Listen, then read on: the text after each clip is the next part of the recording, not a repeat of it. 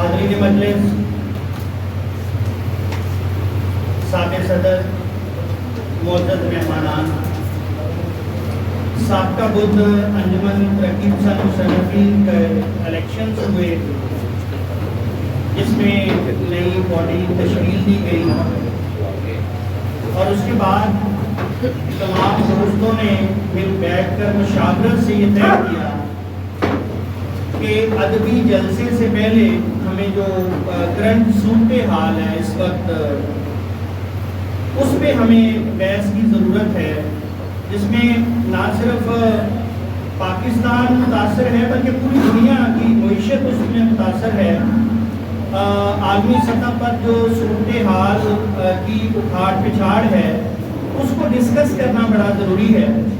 تو اس کے لیے ہم نے ہمیشہ سے جو ہمارے لیے سورس آف انسپریشن رہے ہیں بیرسٹر چودھری اعتزاز احسن صاحب، یہ ہمیشہ شفقت کرتے ہیں، ان سے درخواست کی حسن جعفر زیدی صاحب بلا مبالغہ ایک بڑے دانشور ہیں جو چیزوں کو سمجھتے ہیں اس سطح پہ، ان سے درخواست کی گئی، سید عظیم سے ریکویسٹ کیا گیا کہ آپ اس پہ اظہار خیال کریں اور اعتزاز صاحب اسے انوائٹ اپ کریں اور آپ سارے اس میں شامل ہو سکیں، جو صاحب الرائے ہے وہ اس میں شامل ہو سکے اور اس میں اپنا کنٹریبیوٹ کر سکے۔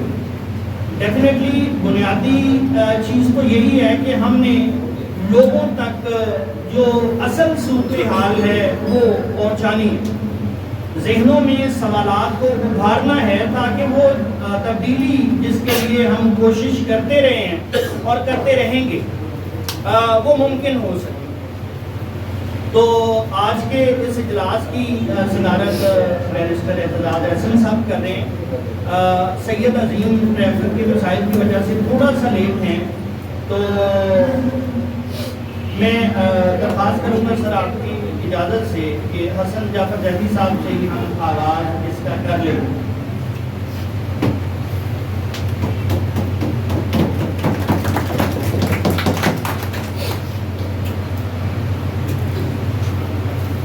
جناب صدر،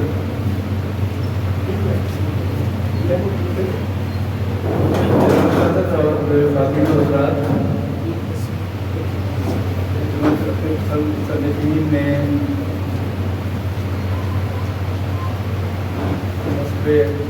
معمول کرنٹ صورتحال پہ یہ اجلاس رکھا ہے اور یہ مقامی صورتحال غالباً ہمارے اس تاریخی لمحے میں جتنی اہمیت کی حامل ہے اس اعتبار سے ان کو یہ نشست کرنی چاہیے تھی اور ملاقات کیا۔ آپ سب حضرات بھی اس موضوع پر سننے کرنے کے لیے تشریف لائے ہیں، کیونکہ یہ تاریخ کا ایک ٹرننگ پوائنٹ ہے جس میں ہمارا علاقہ اور دنیا داخل ہونے جا رہی ہے۔ پچھلے 50 سال میں دنیا میں بہت سے ٹرننگ پوائنٹس آئے۔ اگر ہم پچھلے 75 سال کی تاریخ میں دیکھیں تو بہت بڑا ٹرننگ پوائنٹ دوسری عالمی جنگ کے بعد آیا، جب جو بڑی کولونیل پاورز برطانیہ اور فرانس اور جو کم طاقتور کولونیل پاورز ہیں جیسے ڈچ یا دوسرے، ان کا معاشی دیوالیہ ہوا اور وہ اپنی نوآبادیات چھوڑ کر چلے گئے اور ان کی جگہ پھر ایک نیو کولونیل پاور نے لے لی، جیسے ہم افریقی سامراج کے طور پر پچھلے 75 سال کو دیکھ لیں۔ اس کے بعد اگلا ٹرننگ پوائنٹ آیا 1991 میں، جب بائی پولر ورلڈ میں سے سوویت یونین کا نظام بدلا تو اس کو سکول کا لفظ کہتے ہیں، کمیونزم کہتے ہیں، وہاں پر سوشلسٹ نظام کی جگہ سرمایہ داری نظام میں لے لی۔ اس کے بعد پھر اور تھوڑا پوچھا کرتا اس کے بعد پھر ایک ٹرننگ پوائنٹ 9/11 کے بعد آیا، جب مواد کے نام سے پوری دنیا میں جو یونیک ماڈل ورلڈ کا ٹھیکیدار تھا اس نے ایسی ایسی صفائیاں بچائیں کہ وہ سب آپ میں بیٹھے ہیں آپ لوگوں نے دیکھی۔ اور اب پھر یہ راستہ پوری دنیا بھی ایک اہم ٹرننگ پوائنٹ کی طرف جاتی ہے۔ میں کیونکہ نظریات کا طالب علم ہوں، اس حوالے سے ہمارے استاد طاہر چودھری صاحب نے جو سائنس نظریات کی ہمیں سکھائی اور سمجھائی ہے، اس میں سب سے پہلے تضادات کو سمجھنا ہوتا ہے۔ جو نظریات کے بہت بڑے استاد بھی تھے اور مولوی ان کا جو مضمون ہے تضاد کے بارے میں، اس کی مدد سے تاریخ کو اور حالات حاضرہ دونوں کو سمجھنے میں مدد ملتی ہے۔ اس وقت جو صورت حال ہے اس میں کون سے اہم تضادات کا فرمان ہے بین الاقوامی طور پہ اور علاقائی طور پہ؟ جو سب سے بڑا اور اہم تضاد کہہ رہے ہیں، یہ تضاد ان معنوں میں نہیں ہے جو ہمارے اردو میں استعمال ہوتا ہے، یہ جذریات کا تضاد ہے۔ یہ اور اس میں پھر ایک ڈیفینیشن ہوتی ہے پرنسپل کنٹراڈکشن، بڑا تضاد۔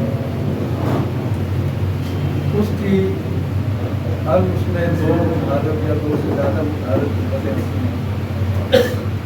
ایک زائنسٹ لابی ہے جس نے پچھلے تقریباً 100 سال سے دنیا کا امن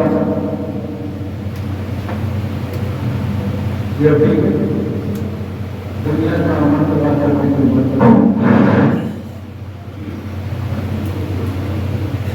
جی بس یہی رہنے دیں، ان کو ختم کرنے پلیز، ان کو نہیں ہو، ان کو ختم کرنے۔ یہ اب ٹھیک ہے، بس ٹھیک ہے، میرا خیال ہے ٹھیک، اس کو رہنے دیں، 6 سال نہ رہے اس کے ساتھ، ٹھیک ہے۔ اور ایکو ہے، ایکو کو ختم کریں، ایکو ختم کریں جی بس میرا خیال ہے یہ ٹھیک ہے، اس کو زیادہ بڑھانے کی ضرورت نہیں ہے۔ میں اور تھوڑا سے بولنے کی کوشش کرتا ہوں۔ میرا خیال ہے میری آواز آ گئی تو بنا ایکو کر رہے ہیں یار بھائی، ایکو ختم کرتے ہیں ٹھیک ہے، بس ٹھیک رہنے دے جی۔ میں یار ایک کو ختم کرو، ایک کو بھی ختم کرو۔ اب ٹھیک ہے، اب ٹھیک ہے، چلیں اب یہیں پر رہنے دیں، ٹھیک ہے، تھینک یو۔ تو زائنزم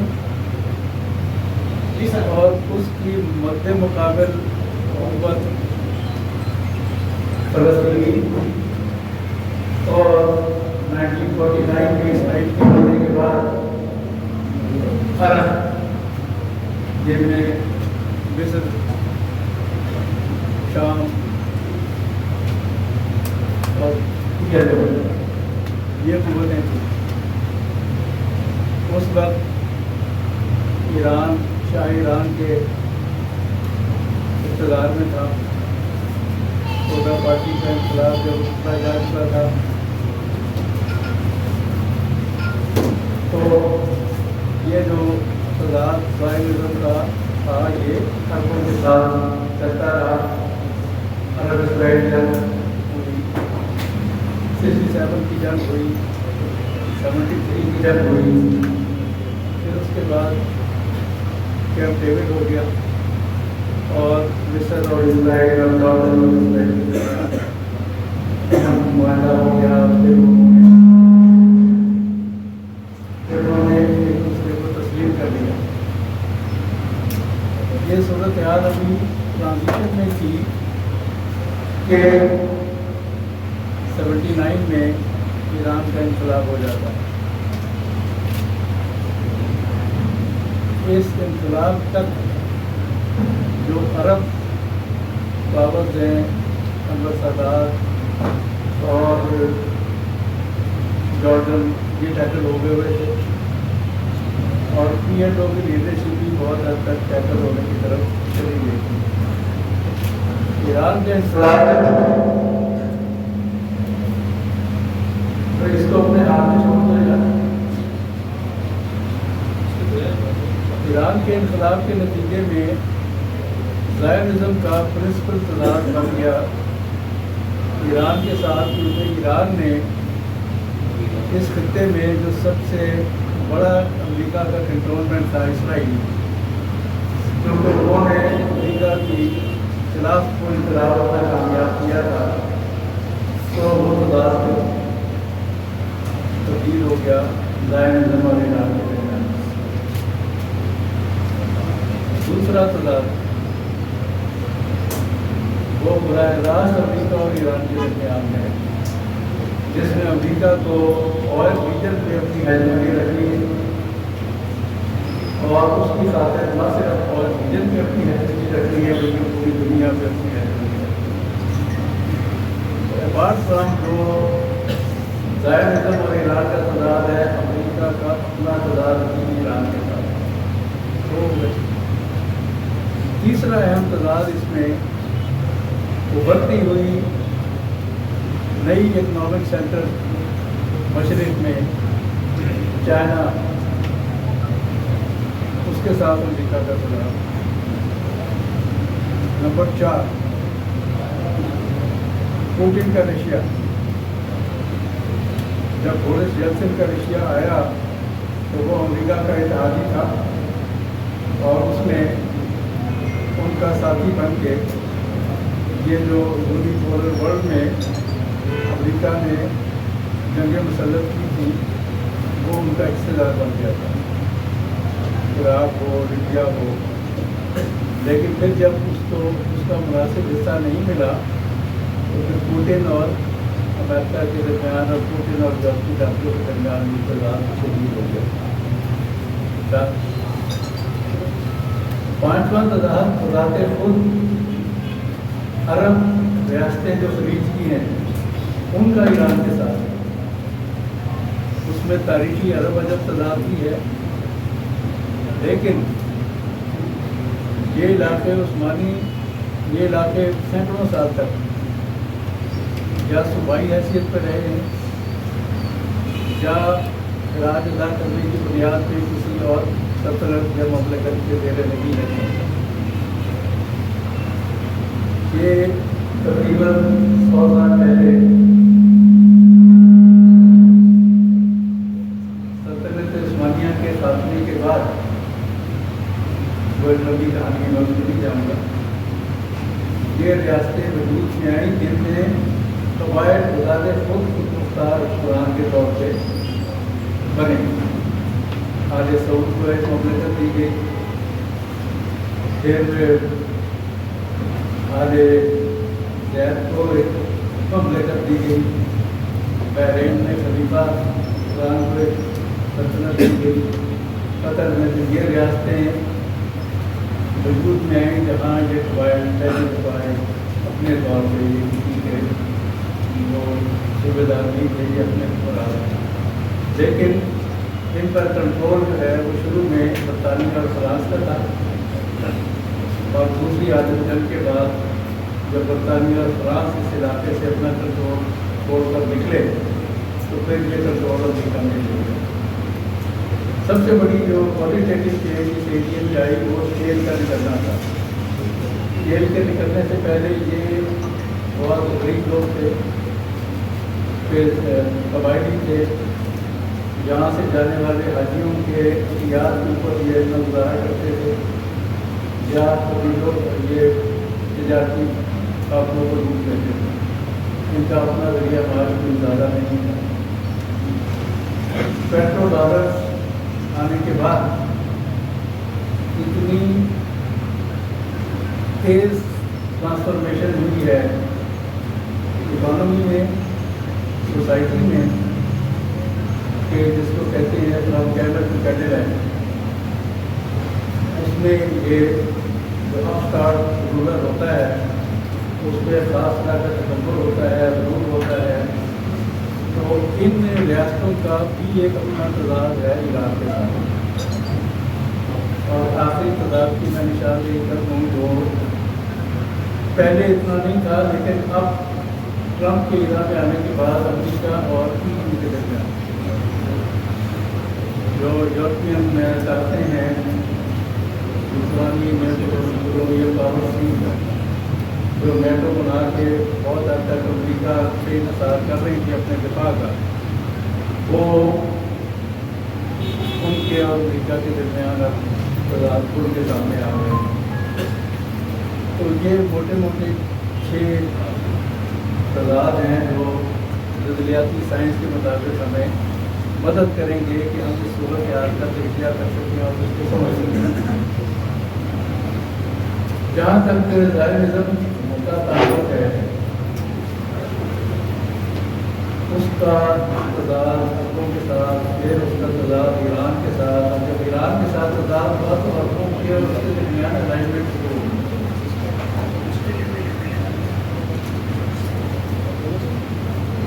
ज़ायनिज़्म सब यहूदी नहीं है, बल्कि अक्सरियत यहूदी यूरोप और अमेरिका में रहने वाले जो हैं वो ज़ायनिज़्म के खिलाफ हैं। इस तहरीक पर मेरा एक वीडियो है, वो अगर आप जानना चाहेंगे, देखना चाहेंगे, सुनना चाहेंगे तो देख सकते हैं कि इसके पीछे भी एक आदमी सरमायादारी कुव्वतों का गिरोह था जिन्होंने इसको प्रमोट किया। वॉल स्ट्रीट जैसा फाइनेंस कैपिटल बरतानिया का वो इसके पीछे था। वो एक लंबी अलग कहानी है। और फिर ये जिस तरह से आप बात करेंगे, उनके विजन में ग्रेटर इसराइल बनाना है और उसमें एक तबका उनका बाकायदा इस बस्ती का शिकार है और वो ये समझता है कि जो प्रॉमिस लैंड है अब उसको हमें मुकम्मल करने का जिम्मा हमें है। वो कंट्राडिक्शन बहुत हद तक इररिकंसाइलेबल है। ये भी काम मैं अपने जो असातिज़ा हैं जो ज्ञान के मुझे बात में बात कर रहा हूँ, बात तज़ादात होते हैं जो रिकंसाइलेबल होते हैं।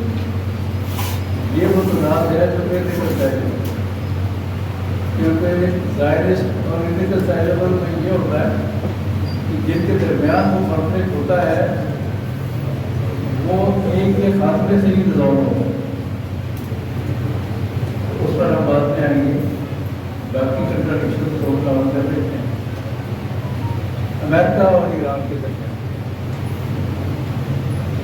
यूनिपोलर वर्ल्ड बनने के बाद जिस तरीके से अमेरिका ने दुनिया पर जंग मसल्लत की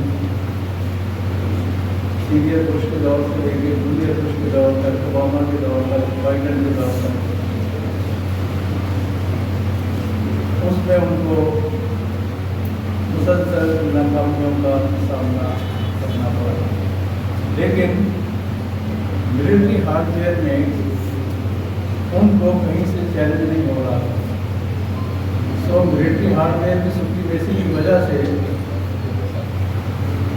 यूरोपियन वाले उनके मोहताज थे कि नेटो को हमने ले जाना है यूक्रेन के बॉर्डर तक और उसको भी रशिया को भी कंटेन करना है हमें। उस हवाले से वो इसको लेते रहे। लेकिन हुआ ये कि जब अमेरिका में मिलिट्री हार्डवेयर के जोर पर पिछले 30 साल में पूरी दुनिया में दंगनाता रहा, चाइना ने बड़ी खामोशी से मार्केट इकोनॉमी में अपनी एक्सपेंशन की और आहिस्ता आहिस्ता बड़ी खामोशी से किसी किस्म की कोई डेलिब्रेट नारे लगाने के बजाय वो ऐसा ऐसा मार्केट इकॉनमी के अंदर रहते गए। इनका ख्याल ये था अमेरिका का और यूरोपियन का भी किया था कि ये चाइना कंज्यूमर गुड्स तक रहेगा, फिर उसके बाद यूटिलिटीज़ में आ गया, बिजली के पावर प्लांट,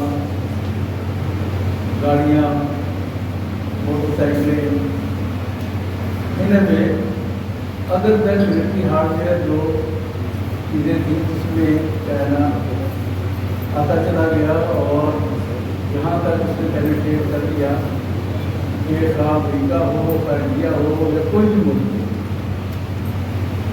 उसकी मैशत उस पर डिपेंडेंट होगी।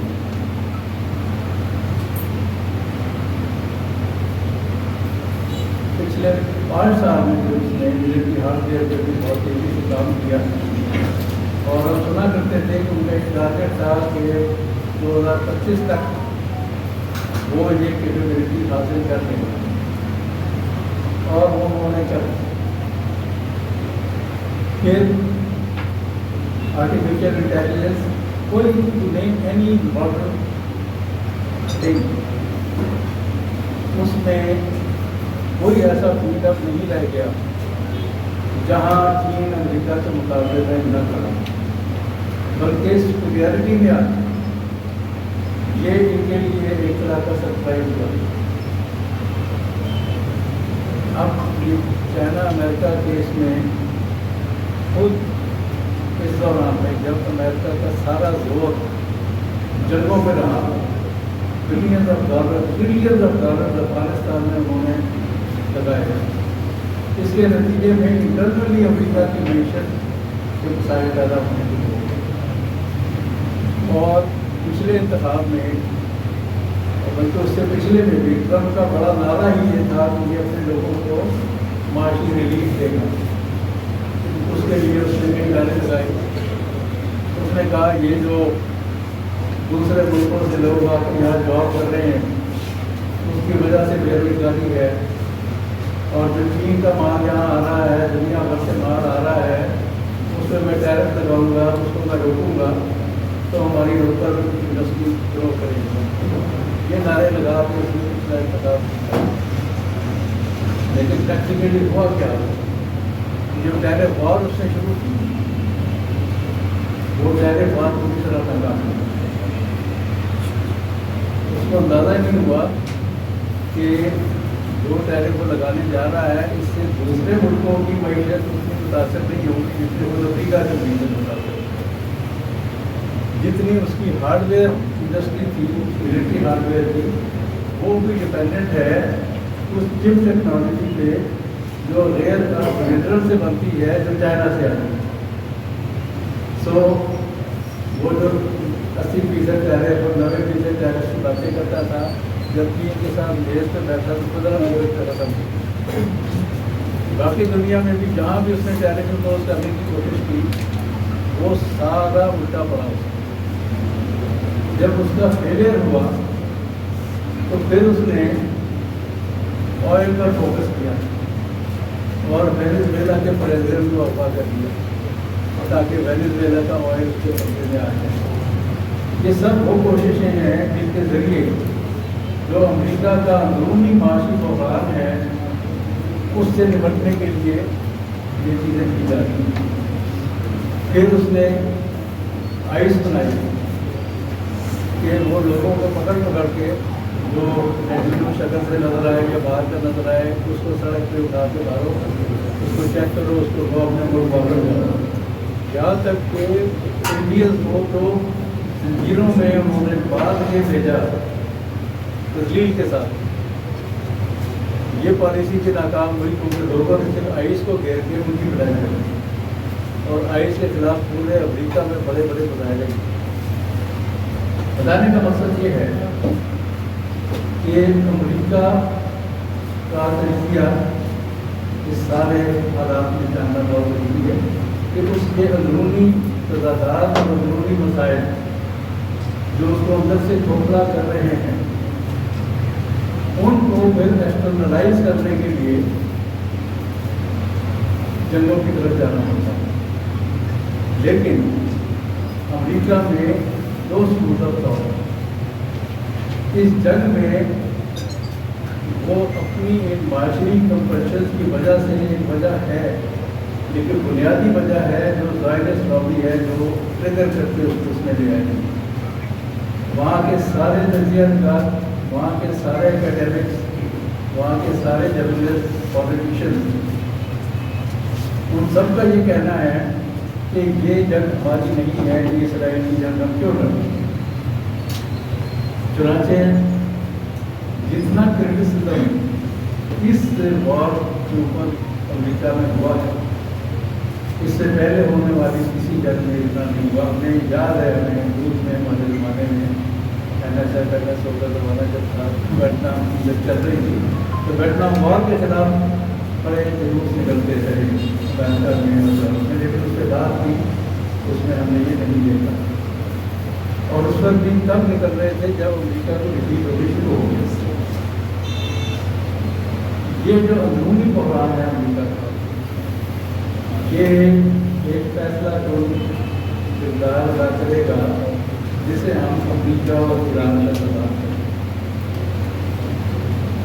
اس معاشی بحران میں مزید شدت پیدا ہوئی ہے۔ تقریباً $1 ارب یا $1.5 ارب پر ڈے 40 روزہ جنگ میں ان کا خرچ ہوا ہے، کیونکہ وہ جہاز اس میں مارے گئے ہیں جو بلینز آف ڈالر کی پرائسز تھی، اور یہ جو ڈیمیج ہے یہ امریکہ کی معیشت ابزارو کرنے کی قابل نہیں ہے۔ اس لیے ایک راستہ ڈھونڈا گیا کہ کسی طرح سے ہم ناک کی اپنی اونچی رکھیں اور جنگ میں بھی ہمیں ایک ریلیف مل جائے، ہمیں ایک بریدنگ اسپیس مل جائے، اور اسے ماشاء اللہ آپ کے اسٹیبلشمنٹ نے فیسیلیٹیٹ کیا اور وہ بریدنگ اسپیس اس کو مل گئی۔ اب وہ بریدنگ اسپیس میں اپنی ٹانگ اونچی رکھ کے ایک مذاکرات، پھر دوسرا مذاکرات آئندہ ہونے والا ہے، پھر تیسرا، یہ آگے چل کے کیسے ہو سکتا ہے۔ میں بات کو اور آگے بڑھا کے پھر افغان کی طرف جاؤں گا۔ ایران کو بھی چین نے اس پر مذاکرات میں ہمارے بیان ہوا ہے، میڈیا میں بیان ہوا ہے کہ ایران کو بھی بریدنگ اسپیس چاہیے، اور اس حساب سے وہ ان کو بھی انہیں بھی تیاری کرنی ہے، مزید انہیں بھی مزید چائنا کی طرف سے۔ اب اس سارے میں یہ جو ایران امریکہ کے ساتھ عقدہ شامل کر رہے جو چائنا میں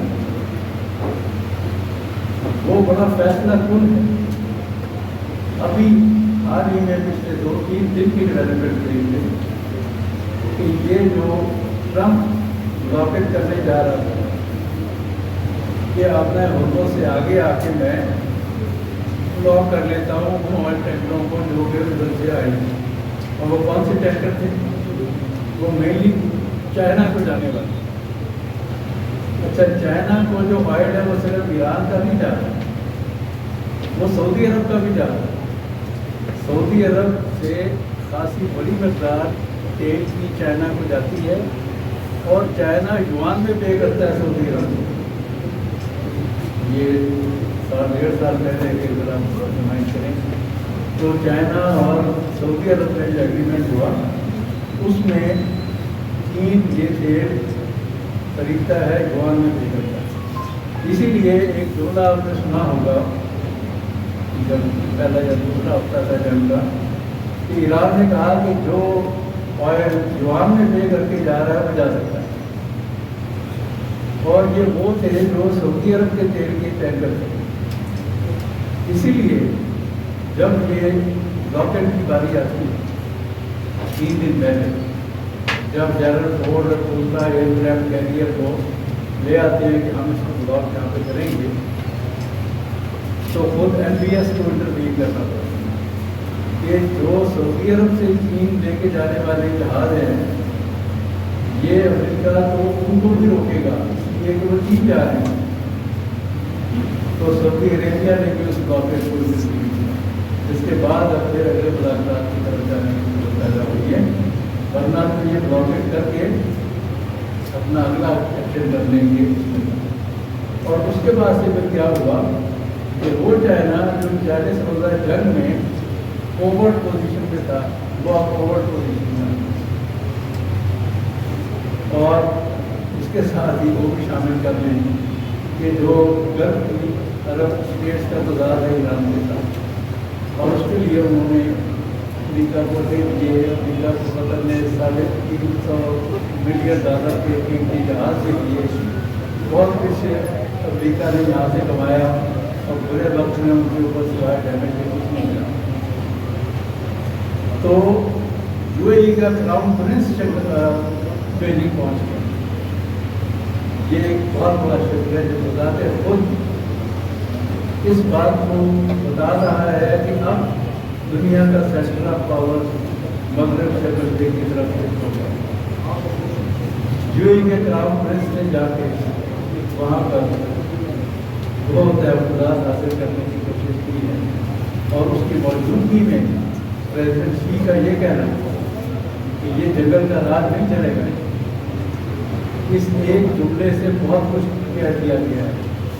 چائنیز یہ جو موجودہ ہے انتظامیہ، یہ پڑھ کے نہیں مارتے، یہ ایک جملہ بولتے ہیں اور اس میں بہت بڑی کہانی کہہ دیتے ہیں۔ جنگل کا قانون نہیں چلے گا۔ اس کے بعد پھر چائنا کے فارن منسٹر نے بھی کہا گویا امریکہ نے یہ بلاکیج کا کر کے چائنا کے ساتھ براہ راست کنفرنٹیشن لے لی ہے، اور اب چائنا ایک دیر کے بلاکیج میں سامنے آ گیا۔ اب فیصلے بیجنگ کی طرف ہونے کے لیے چلے گئے۔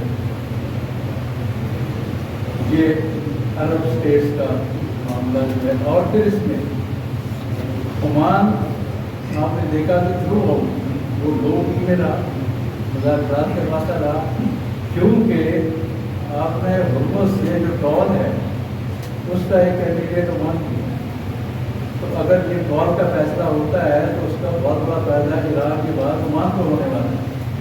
چنانچہ اس پوری جنگ میں عمان اس سے باہر رہا۔ اگلا پلیئر ہے قطر۔ قطر بھی اس سے اپنے آپ کو ڈیل کر رہا ہے۔ یو اے ای کا کراؤن پرنس چائنا پہنچ کے خود اپنا پاسا پلٹتا ہوا دکھائی دے رہا ہے۔ ایم بی ایس نے اس بلاکیج کو اسٹاپ کروایا ہے، اور شفٹ وہ چیزیں اب تیزی سے شفٹ ہو رہی ہیں ٹورڈ ایسٹ۔ یہ بات یہاں پہ کر کے آگے میں بڑھتا ہوں کہ جو رشیا اور امریکہ کا تضاد ہے یوکرین میں، اب خبر ہی نہیں آتی۔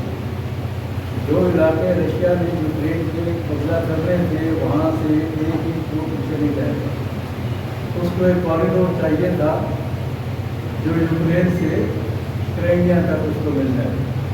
کرائمیا وہ پہلے لے چکا ہے، اب یوکرین کی جنگ انہی سرحدوں پر ختم ہو جائے گی اس کے بعد، کیونکہ روس اوپر بھی ایران کی روایت کا۔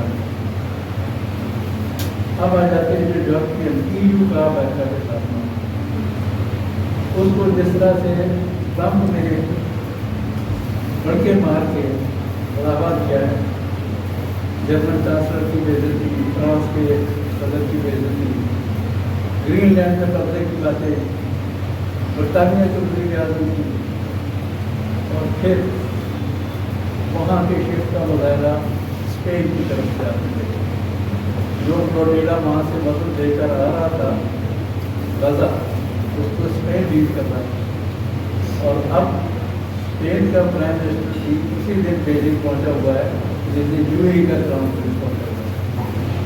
تو یورپ میں بھی ایک شفٹ بڑی بات ہے، ای یو اب امریکہ سے، اور امریکہ خود اب نیٹو کو خیر بات کہنے سے چلا ہوا ہے۔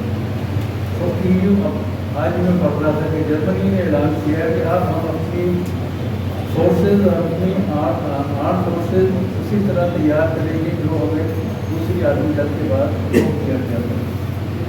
جاپان اور جرمنی کو بڑی فوج رکھنے سے روک کیا گیا۔ جرمنی نے اعلان کیا ہے کہ اب جبکہ امریکہ سے ہمارا انحصار ختم ہو گیا اب ہم اپنے دفاع کے لیے اپنی فوج کو تیار کریں. تو یورپین یونین کا امریکہ سے تضاد یہ جتنے بھی تضادات ہیں یہ امریکہ کے خلاف حل ہونے کی طرف جا رہے ہیں. لیکن ایک تضاد ایسا ہے جو زائنزم کا ہے وہ کسی حل کی طرف نہیں جائے گا. اس میں سے الٹیمیٹ اس کا سوائے آج ہوتا ہے 100 سال بعد ہوتا ہے 50 سال بعد ہوتا ہے.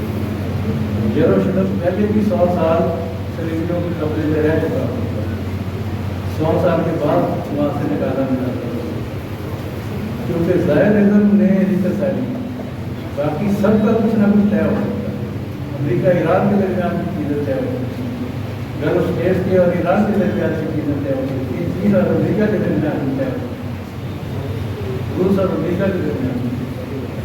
اب میں آخری بات یہ کہ اب یہ جو ایک کوالٹیٹیو اور کوانٹیٹیو چینج ہمارے جیو پولیٹیکلی ہونے جا رہی ہے, اس سے معاشی جو انہوں نے ٹاپک کا حصہ رکھا ہوگا اس کا سب سے بڑا معاشی اثر یہ ہوگا کہ ایران کی طرف سے ایک مذاکرات 10 ہوں جو ان کے دو بہت بنیادی مذاکرے ہیں کہ ہم پر سینکشن ختم کی جائے اور ہمیں ایک معاون ملک کے طور پہ کام کرنے دیا جائے جیسے دوسرے ملک کرتے ہیں,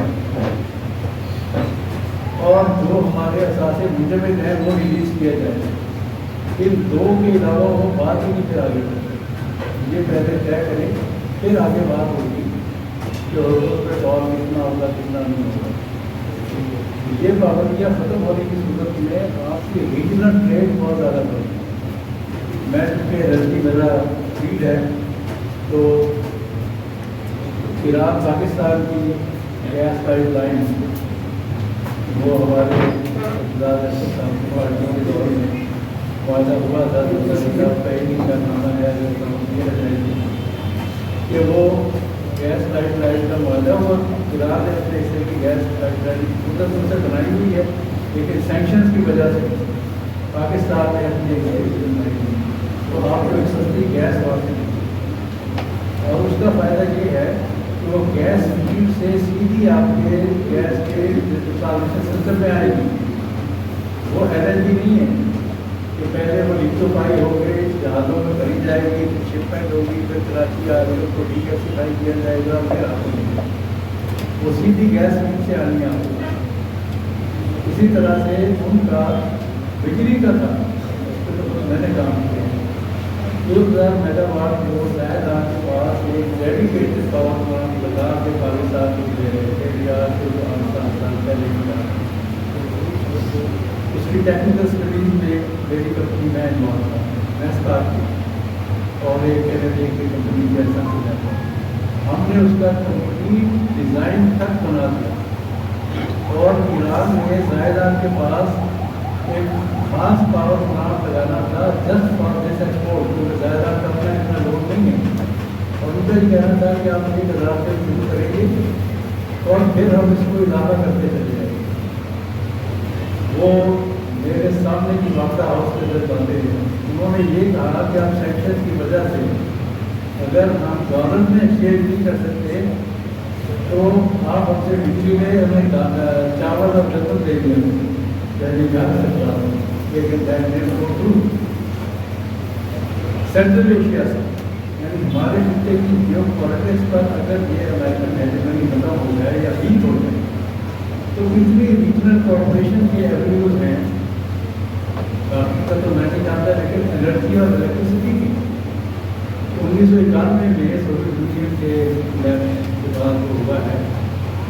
تاجکستان نے 2000 میگا واٹ پاکستان کو دینے کی معاہدہ MOU سائن کیا لیکن چونکہ اس خطے میں افغانستان میں عمل نہیں تھا وہ لائن نہیں بن سکتی. اب ایک لائن بن رہی ہے اس کے لیے پاکستان نے خرچ کر کے نوشہرہ کے پاس ایک سب اسٹیشن بھی بنا دیا HPDC کا لیکن وہ لائن آنی ہے افغانستان سے ہو کے اب اس کو خطرہ یہ ہے کہ وہ لائن نہیں بن سکتی اور وہ بھی ورلڈ بینک میں پالیسی ہے اور وہ وہ سال میں صرف 6 مہینے کے لیے آنی ہے، جبکہ ایران سے آنے والی پاور تھرمل ہے وہ پورا سال آئے گی. یہ چونکہ ہائیڈل ہے یہ 6 مہینے سردی میں نہیں آئے گی. اس پہ پاکستان نے کام کیا بڑھ کی سرپرستی میں. ایران کو ہم نے ریجیکٹ کیا تو بہت سارے ایونیوز اوپن اپ ہوں گے معاشی طور پر ریجنل کوآپریشن کے، جو کہ یہ سیکشن جب ختم ہو جو جب ہم کی طرف جا رہی ہیں اس کے بغیر بات کرنے کے لیے، تو بہت سارے ایونیوز آپ کی ریجنل کوآپریشن کی ضرورت ہوگی. شکریہ. باقی کچھ سوالات